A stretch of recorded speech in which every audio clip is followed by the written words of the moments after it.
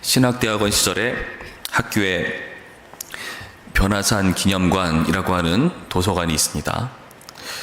거기 가면은 책들이 굉장히 많이 있습니다. 한 두 층에 걸쳐서 그 자리를 빼곡히 채운 책들을 보면은 이게 압도당하는 느낌이 들 때가 있어요. 나는 학교에서 내준 과제 때문에 교수님들이 과제로 제시하신 책들 몇 권 섭렵하는 것도 벅차고 힘든데 도서관에 책이 이렇게 많다니, 저 책들이 다 하나님에 대한 얘기를 하는 걸 텐데, 하나님은 이 도서관의 책들이 다 기록하고도 나올 만큼, 그리고 앞으로도 계속해서 책은 나올 테니까요, 그만큼 하나님은 크신 분이겠다 하는 생각이 들면서 제가 어떤 생각이 들었겠습니까? 이 공부의 무용함과 하나님을 아는 것에 대한 벅참, 그런 여러 가지 만감이 교차했습니다. 오늘 본문 보시면 엘리후의 말이 꼭 그렇게 보입니다. 엘리후는 지금 기상 현상을 통해서 하나님의 능력과 그에 대한 인간의 무능을 밝히 드러내고 있거든요. 하나님의 능력을 드러내는 창조의 역사를 보여주고 있습니다. 2절부터 5절까지의 말씀, 일일이 다 읽긴 어렵지만 간략하게 말한다면은 천둥과 번개에 대해서, 그리고 11절 뒷부분에서도 이 번개에 대한 설명이 있습니다. 그리고 6절 말씀 보시면 눈을 명하여 땅에 내리라 하시며 적은 비와 큰 비도 내리게 명하시느니라. 눈과 비에 대한 말씀을 하고 계시죠. 그리고 9절부터 말씀 보시면 폭풍은 그 밀실에서 나오고 추위는 북풍을 타고 오느니라. 하나님의 입김이 얼음을 얼게 하고 물의 너비를 줄어들게 하느니라. 바람에 대한 이야기를 합니다. 이런 말씀 보시면은 이런 천둥, 번개, 눈과 비, 바람을 주관하시는 하나님 앞에 마땅한 반응은 무엇이겠습니까? 엘리후는 이렇게 밝힙니다. 7절 말씀 보실까요? 우리 7절 말씀 한 목소리로 있습니다. 시작. 그가 모든 사람의 손에 표를 주시어 모든 사람이 그가 지으신 것을 알게 하려 하심이라. 아멘. 표를 주셨다는 것은 어떠한 인을 찍거나 도장을 찍거나 봉인한다는 의미가 있어요. 그러니까 두 가지를 해석할 수 있습니다. 봉인해버려서 그가 하던 일을 멈추고 이 창조에 나타난 하나님을 주목하라는 의미일 수 있고요. 그리고 또 다른 의미로는 인을 친다고 했으니까 이런 자연현상을 통해서 하나님께서는 이 모든 게 자신의 소유라는 것을 드러내신다. 자신의 소유라는 것을 인을 통해서 드러내듯이 그렇게 드러낸다라는 의미가 있죠. 그래서 어떻게 해야 된다고요? 마땅히 그 하나님께 주목해야 된다. 어떻게 해석하든 간에 결론은 같네요. 하나님을 주목해야 된다. 그러면서 이런 모든 것을 제시하면서 지금 욥에게 이런 하나님을 통해서 압도하게 하려는 그런 의도처럼 보이죠. 여러분, 그래서 우리는 이런 자연 만상들을 보면서 우리는 어때야 될까요? 하나님을 당연히 봐야 됩니다. 하나님을 인식해야 되죠. 하나님의 존재를 우리가 부인할 수가 없다는 거죠. 그래서 로마서 1장 18절에서 20절까지 말씀 보시면은 그 하나님의 신성, 그 하나님의 능력이 만물을 통해 나타났다. 그래서 세상은 그 앞에서 핑이 될 수 없다. 하나님 모르고 악행을 일삼고 타락하는 그런 모습들에 대해서 핑이 될 수 없다고 밝혀주고 있어요. 하나님을 알만한 것이 그 모든 것에 나타나 있기 때문에. 그러면서 욥에게 직접 지목하며 질문하고 있는 내용이죠. 인간의 무능을 드러내기 위한 창조 역사를 제시하기 위함입니다. 15절부터 17절까지 말씀 보시면 이렇게 말합니다. 하나님이 이런 것들에게 명령하셔서 그 구름에 번개로 번쩍거리게 하신 것을 그대가 아느냐? 그대는 겹겹이 쌓인 그룹과 완전한 지식의 경이로움을 아느냐? 땅이 고요할 때에 남풍으로 말미암아 그대의 의복이 따뜻한 까닭을 그대가 아느냐? 쉽게 말해서 이런 자연 현상을 통해서 욥, 너는 이런 모든 현상에 대해서, 이런 기상 현상에 대해서 이해하고 있느냐, 알고 있느냐 묻고 있죠.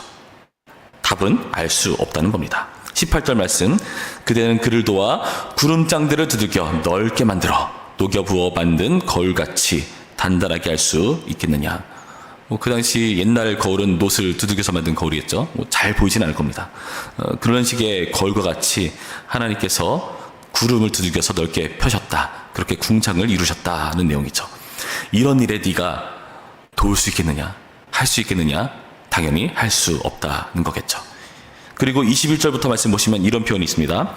그런즉 바람이 불어 하늘이 말끔하게 되었을 때 그 밝은 빛을 아무도 볼 수 없느니라. 북쪽에서는 황금 같은 빛이 나오고 하나님께는 두려운 위험이 있느니라. 전능자를 우리가 찾을 수 없나니 그는 권능이 지극히 크사. 무슨 말이죠? 구름이 걷히면 해가 뜨죠. 그 해를 너무 밝아서 쳐다볼 수 없습니다. 실제로 쳐다보면 눈이 멀거나 하겠죠. 그것처럼 해를 볼 때도 그러한데 과연 하나님의 임재 앞에, 그 두려운 하나님의 위험 앞에 그분을 마땅히 쳐다볼 수 있겠느냐, 그분을 찾을 수 있겠느냐 말하는 겁니다. 당연히 볼 수 없다는 것이 정답입니다. 알 수 없고 할 수 없고 볼 수 없는 그런 인간의 무능에 대해서 우리는 어떻게 반응해야 됩니까? 엘리야는 이렇게 제시합니다. 24절 말씀, 이것도 한 목소리로 읽어봅니다. 24절 시작. 그러므로 사람들은 그를 경외하고 그는 스스로 지혜롭다는 모든 자를 무시하느니라. 사람들은 그를 경외해야 된다. 그 하나님의 놀라운 역사에 대해서 경외해야 된다. 여러분, 세상의 모든 것들을 보시고 하나님을 주목하고 그분을 경외해야 되는 것이 우리의 목적인 겁니다. 그리고 또 무엇을 하라고 합니까? 19절에서 20절 말씀 보시면은 19절부터 우리가 그에게 할 말을 그대는 우리에게 가르치라. 우리는 나둔하여 아뢰지 못하겠노라. 내가 말하고 싶은 것을 어찌 그에게 구할 수 있으랴? 삼켜지기를 바랄 자가 어디 있으랴? 그러니까 우리는 그분 앞에 뭐라 말할 수 없다. 입을 닫아야 한다. 그러니까 두 가지죠. 하나님을 경외해야 된다. 입을 닫아야 한다. 여러분, 근데 이 말이 과연 욥에게 의미가 있겠는가? 여러분, 욥이 하나님을 경외하지 않았습니까? 욥이 하나님을 경외했다는 것은 1장 말씀 보시면은 하나님도 인정한 사실이고요. 두 번이나 걸쳐서요. 나를 이렇게 경외한 사람이 없다. 온전한 사람이 없다 말씀하시죠. 그리고 욥을 기록한 저자도 욥은 하나님을 경외하는 인물이었다라고 아예 처음부터 시작하고 전제하고 시작하거든요. 하나님을 경외하는 인물에 대해서 마땅히 하나님을 경외해야 된다 하면서 이 모든 것을 다 설명했어요. 욥의 입장에서는 이것이 어떻게 다가올까요? 욥은 뭐 별 할 말도 없을 겁니다. 이미 할 말을 다 쏟아냈기 때문에 이제는 그냥 듣기만 하겠죠. 근데 이런 엘리후의 말은 욥에게 합당하지가 않다는 것을 우리는 살펴보는 겁니다. 욥은 하나님을 경외하는 것이 지혜라고 말했던 인물입니다. 28장 28절에서요. 그런 욥에게 이런 하나님의 모든 것을 인식하고 그를 경외하라? 말도 안 되는 필요 없는 잔소리밖에 되지 않을 것입니다. 여러분, 엘리후가 이 모든 것을 제시한 의도는 무엇입니까? 하나님을 경외하게 만드는 것. 그리고 하나님의 이 창조의 원래 목적은 무엇일까요? 엘리후가 밝혀줍니다. 13절 말씀 보시면은 혹은 징계를 위하여 혹은 땅을 위하여 혹은 긍휼을 위하여 그가 이런 일을 생기게 하시느니라. 징계라는 것은 원문은 막대기라는 의미입니다. 그러니까 막대기를 들어서 치는 거예요. 왜 그렇게 할까요? 훈계하고 돌이키게 하기 위한 교육 차원에서 그렇게 하는 겁니다. 땅을 위해서, 땅의 유익을 위해서 비를 내리는 거지 않습니까? 그리고 긍휼을 위해서.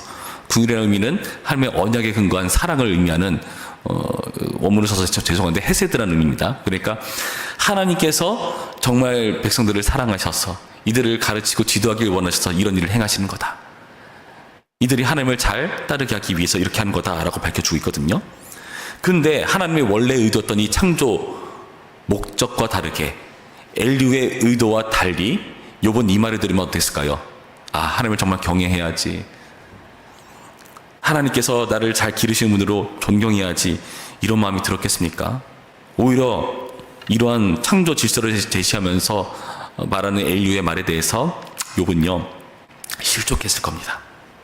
내가 그렇게 했는데 그럼 하나님은 경외하는 것, 그 모든 것을 의미 없게 여기시는가? 그렇게 시험 들지 않겠습니까? 당초의 엘리후의 의도와 달리, 창조의 의도와 달리 모순적인 상황이 발생할 수밖에 없다는 겁니다. 여러분, 그래서 우리는 여기서 우리가 한 가지 간과하지 말아야 될 것이, 지금 나타난 이런 모든 창조 세계들, 이것을 신학적인 의미로 일반 계시라고 하거든요. 여기에 더해서 우리는 한 가지 더 알아야 됩니다. 그게 뭐냐?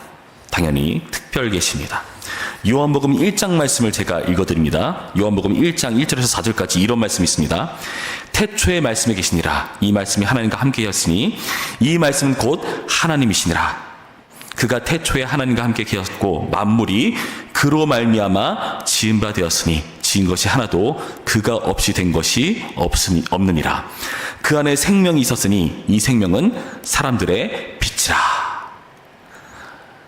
이 세상 가운데 모든 것을 하나님께서 지으셨고 그 하나님과 말씀이 함께 계셨고 그 말씀도 그 일에 함께 했다. 그 말씀 안에 생명이 있다. 이 생명은 빛이다. 빛에 대해서 설명하고 있거든요. 아까 기상현상에서도 빛에 대한 언급을 굉장히 많이 했는데 여기서도 빛이 나옵니다. 그럼 이 빛은 무엇일까요? 이런 생명의 빛은 과연 무엇인가? 9절부터 말씀 보시면 이렇게 되어 있습니다. 참빛 곧 세상에 와서 각 사람에게 비추는 빛이 있었나니 그가 세상에 계셨으며 세상은 그로 말미암아 지은 바 되었으되 세상이 그를 알지 못하였고 자기 땅에 오매 자기 백성이 영접하지 아니하였으나 영접하는 자 곧 그 이름을 믿는 자들에게는 하나님의 자녀가 되는 권세를 주었으니 이는 혈통으로나 육정으로나 사람의 뜻으로 나지 아니하고 오직 하나님께로부터 난 자들이니라. 말씀이 육신이 되어 우리 가운데 거하심에 우리가 그의 영광을 보니 아버지의 독생자의 영광이요 은혜와 진리가 충만하더라. 하나님께서 그 만물을 지으시고 그 만물 안에 담아내신 하나님의 신성과 능력, 그 모든 것들을 부인하는 사람들을 향해서 이제 그 말씀이 직접 이 땅 가운데 찾아옵니다. 그래서 육신이 되었다 말하죠. 사람들과 함께 하십니다. 그분이 생명의 빛으로서 우리 가운데 하나님을 보지 못하는 우리에게 하나님을 보여주시는 분으로 우리 가운데 함께 하셨습니다. 이것을 특별 계시라고 하죠. 예수 그리스도께서 그 일을 하셨다는 겁니다. 여러분, 엘리야는요 이 특별 계시에 대해서 절대로 깨닫지 못할 겁니다. 그는 이 자연 계시가 하나님께 대해서 경외를 해야 되고 입을 닫아야 된다는 의미로 제시했지만 주님께서 오셔서 그 하나님을 보여주셨거든요. 예수님께서 이 땅 가운데 오셔서 그분을 직접 보여주셨습니다. 그래서 어떤 일이 발생할까요? 우리는 그분께 무엇을 할 수 있겠는가? 요한복음 15장 말씀 보시면 이런 말씀이 있습니다. 15장 15절부터의 말씀을 제가 읽어드립니다. 여러분 잘 들어보시기 바랍니다. 요한복음 15장 15절 이제부터 너희를 종이라 하지 아니하리니 종은 주인이 하는 것을 알지 못함이라. 너희를 친구하였노니 내가 내 아버지께 들은 것을 다 너희에게 알게 하였음이라. 너희가 나를 택한 것이 아니요 내가 너희를 택하여 세웠나니 이는 너희로 가서 열매를 맺게 하고 또 너희 열매가 항상 있게 하여 내 이름으로 아버지께 무엇을 구하든지 다 받게 하려 하심이라. 예수 그리스도의 이름으로 아버지께 구하는 것을 다 받게 하기 위해서 내가 이 자리에 왔다라는 겁니다. 여러분, 특별 계시의 목적은 뭐죠? 자녀가 자녀의 권세를 회복하는 겁니다. 아버지께 말해서 모든 것을 받게 하기 위해서, 하나님의 형상으로서 그분께 말할 수 있게 하기 위해서 예수님께서 오셨다고 말합니다. 여러분, 엘리야는요 입을 닫아야 된다고 말하죠. 근데 입을 닫지 말아야 합니다. 하나님께 말해야 됩니다.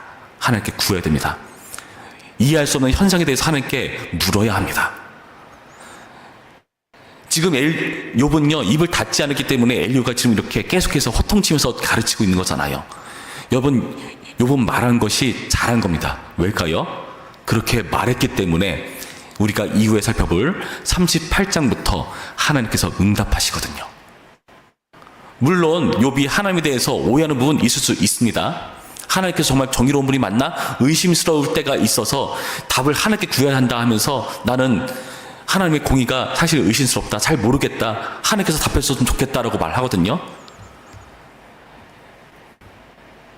욥이 하나님께 대해서 헷갈려하고 오해하고는 그런 상황조차도 용납됩니다. 하나님께서 직접 응답하시면서 가르쳐 주실 거니까요. 그래서 우리는 마땅히 주님께 말해야 됩니다. 그리고요 그분께 찬양해야 되죠.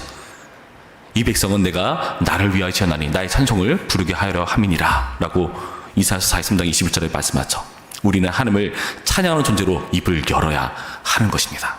압도도 할 것이 아니라 예수님을 통해서 드러냈듯이 하나님께 더 가까이 나오라고 하나님께 더 물으라고, 질문하라고, 그분을 찬양하고 경배하라고 우리 가운데 이러한 계시들을 허락하셨는데 엘리후는요 그 단편밖에 보지 못하는 한계에 있다는 거죠. 여러분, 저는 변화산 기념관에서 그 여러 가지 책들을 보고 압도당했다고 말했습니다. 저는 그 압도당했기 때문에 어떻게 했을까요? 공부를 포기했습니까? 그렇게 하지 않았습니다. 압도당하긴 했지만 그 하나님을 알게 하신 예수님 참 감사하다.